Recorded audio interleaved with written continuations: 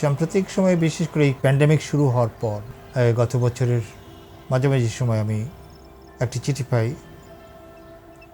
German থেকে, বিশেষ করে জার্মান একাডেমি দ্য কুন্স দ্য বেল্ট, সেটি কোলনে অবস্থিত। তার একজন ডিরেক্টর মধুশ্রী, তার কাছ থেকে আমি চিঠিটি পাই। তারা একটি এক্সিবিশনের পরিকল্পনা করে। এক্সিবিশনটির নাম হাত। সো হাত আমি দেখে পড়ে আমার খুবই ইন্টারেস্টিং লাগলো সেই আইডিয়াটা। বিশেষ করে এই সময়, এই প্যান্ডেমিক শুরু হওয়ার পর থেকে হাত একটি নানা দিক থেকে হাত একটি সংকটের মধ্যে পড়েছে।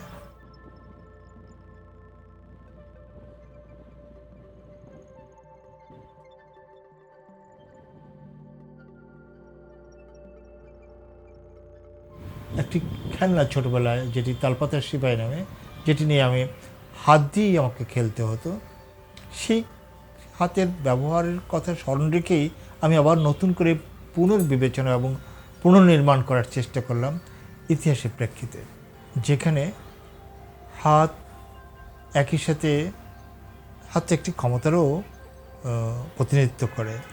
আবার আমি যে ইমেজগুলো তৈরি করেছি, বিশেষ করে উডেন লর্ডস নামে যে সিরিজটি তৈরি হয়েছে এই এক্সিবিশনে যেগুলো প্রদর্শিত হবে, তাদেরকেও আমি কিন্তু অ্যাকচুয়ালি অনেকটা পাপেটের মতোই দেখিয়েছি, যারা আসলে একটি অনেক মিথ্যার সাথে যাদের বসবাস, তারা মিথ্যার সাথে বসবাস করেই এক ধরনের কর্তৃত্বের সাম্রাজ্য তৈরি করেছিল। সেটাকে আমি আবার নতুন করে তাদেরকে নিয়ে কী করে প্লে করা যায়, খেলনা হিসেবে তাদেরকে ব্যবহার করা যায়, সেরকম একটি জায়গা থেকে আমি হাত এবং আমার কাজের সম্পর্ক স্থাপন করার চেষ্টা করেছি। আমার পূর্ববর্তী অনেক কাজেই হাতের উপস্থিতি নানাভাবে ছিল।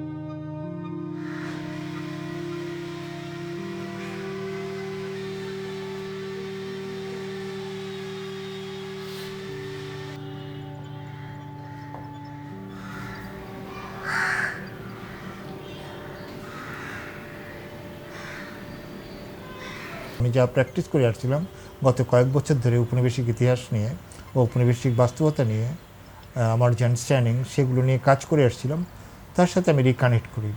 ফলে সেখানেও আমি হাতের যে স্পর্শ, সেটাকে আমি নতুন করে খুঁজে পাই আমার শৈশবের স্মৃতি থেকে। বিশেষ করে যখন ছোটোবেলা মেলাতে যেতাম, সেই মেলাতে এক ধরনের খেলনা, খুবই হালকা, মানে যাকে তালপাতার সেপাই নামে যে খেলনাটি, যেটি ইচ্ছা করলেই হাতের স্পর্শে রোটেট করে এক ধরনের পাপেট্রির মতো খেলনা হিসেবে ব্যবহার করা যায়। ফলে এই যে কলোনিয়াল উপনিবেশিক আমলে একজন সৈনিককে এইভাবে দেখা যায়, তার শক্তিকে এইভাবে তিরস্কার করা যায় কিংবা ফান করা যায়, সেটি আমি সাথে সাথে রিকানেক্ট করি এবং সেটিকে আবার নতুন করে বিবেচনায় নিয়ে আমি কলোনিয়াল হিস্ট্রিকে আবার নতুন করে পাঠ করতে চাই এবং এই যে লোকায়ত শিল্পের, এই যে উপনিবেশিক আমলের যে লোকায়ত শিল্প, তারও একটি রিকনস্ট্রাকশন করার চিন্তা করি।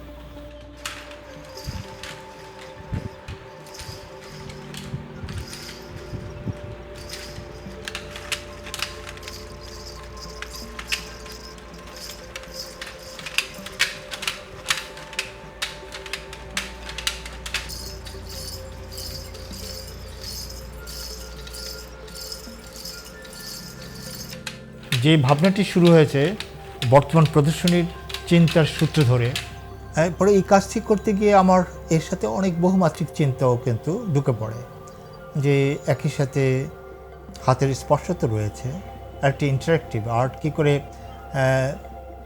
জনগণের সাথে বা জনসম্পৃক্ততা তৈরি করা যায়। ফলে অনেকগুলো জিনিসের সংমিশ্রণ করে এই কাজটি আসলে আমার ভিতরে যে চিন্তাগুলো ছিল তাকে দাঁড়াবো দেয়। কিন্তু অনেক লিমিটেশনের মধ্যে আমাকে কাজ করতে হয়, যেহেতু এই বর্তমান পরিস্থিতির মধ্যে আমার যে অনেক পরিকল্পনা ছিল সেই পরিকল্পনা অনেকটাকেই আমার বোঝাপড়ার মাধ্যমে বা কম্প্রোমাইজের মাধ্যমে আমাকে নেগোশিয়েট করতে হয়েছে, আমাকে একটা মিনিমাম রিসোর্সের মধ্যে দিয়ে আমাকে কাজটা করতে হয়েছে। সেই জায়গা থেকে আমি প্রথমে এটিকে আস্তে আস্তে ডিজাইনটি ডেভেলপ করি, তারপরে আমি আমারই এক প্রাক্তন শিক্ষার্থী তার সহযোগিতায় আমি আসলে এই কাজটি পুরোপুরি আস্তে আস্তে ডেভেলপ করতে থাকি।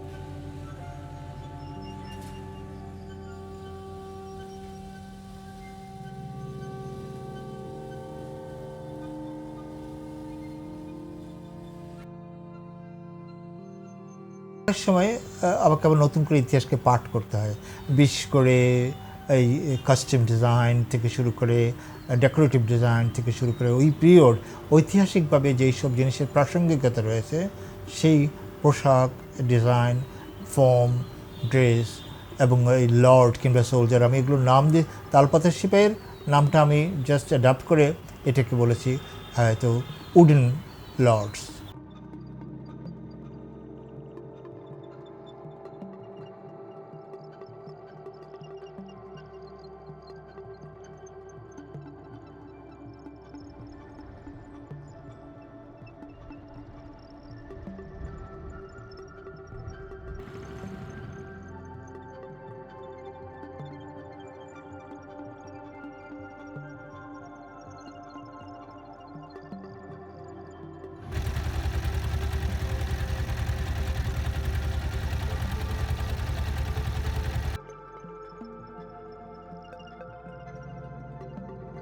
আমি দীর্ঘদিন থেকেই চট্টগ্রামে বসবাস করি।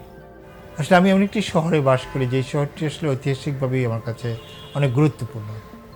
বিশেষ করে এর মধ্যে যে প্লুরালিটি, মাল্টিপ্লিসিটি এবং বহুত্ব রয়েছে, ওর নানা দিক থেকে তার বহুত্ব রয়েছে। একদিকে প্রাকৃতিকভাবে এর মধ্যে পাহাড় এবং সমুদ্রের সহাবস্থান, অন্যদিকে এটি একটি পোর্ট সিটি।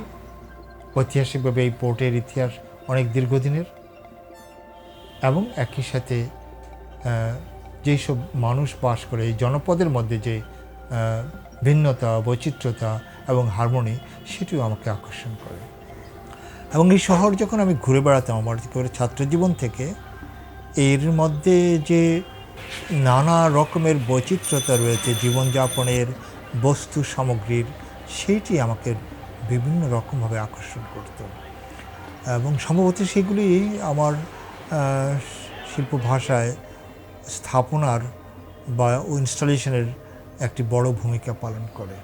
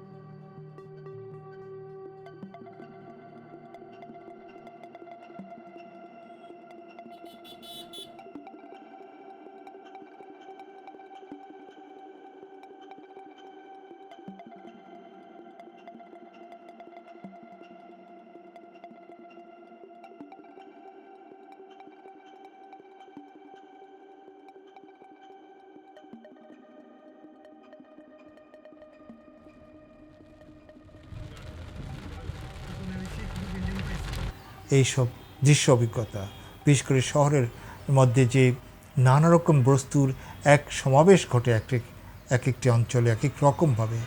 আমি একদম কমিউনিটি বেস যদি আমরা দেখি তাহলে দেখব যে এক এক অঞ্চলের জীবনযাপনের সাথে সাথে সেই অঞ্চলের বস্তুগত জগৎও কিন্তু পাল্টে যাচ্ছে, এবং তাদের সমারোহ এবং তাদের ইভেন উপস্থাপনাও কিন্তু পাল্টে যাচ্ছে। এইটি আমাকে অসাধারণভাবে আকর্ষণ করেছে।